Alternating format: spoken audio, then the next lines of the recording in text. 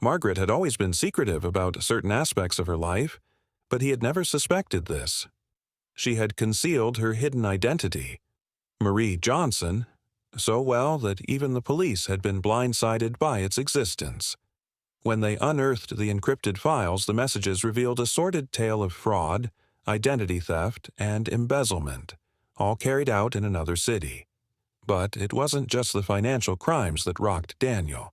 It was the chilling discovery of her direct involvement in Hannah Matthews's disappearance.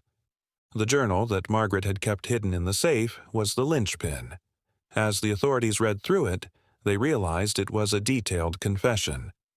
Margaret had written in it as if speaking directly to herself. There was no pretension, no need to lie. She had let the truth spill out in a moment of undeniable clarity. She had never planned on being caught, but now, with her world falling apart, she had chosen to write down the events leading to Hannah's murder, confessing to every step she had taken to erase her former friend from existence.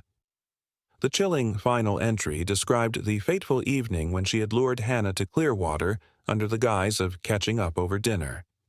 The very words, "I did what I had to do," repeated several times in the journal, haunted Daniel.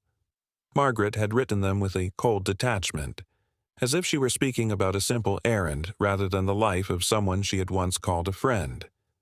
The betrayal was not just of Daniel.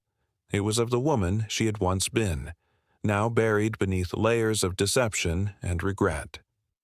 In those pages, Daniel could see how methodical she had been. She had been planning this for years, how she'd used her charm to manipulate people, how she'd allowed herself to be seduced by Richard Monroe's world of power and luxury. The horrifying realization hit him. Margaret hadn't just been a passive participant in this crime. She had chosen to live a life of deception, building a world where she was free to be whoever she wanted, regardless of the harm it caused. The police had only scratched the surface. As the investigation progressed, more evidence surfaced, suggesting that Margaret's reach went further than anyone had realized.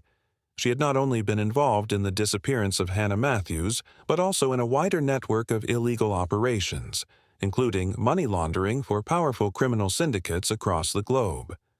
The true scale of her involvement in organized crime was terrifying. The realization that Margaret had been a mastermind, pulling the strings from behind her perfect facade, was a nightmare Daniel couldn't wake from. The deeper the investigation went, the more fragmented Daniel's perception of reality became.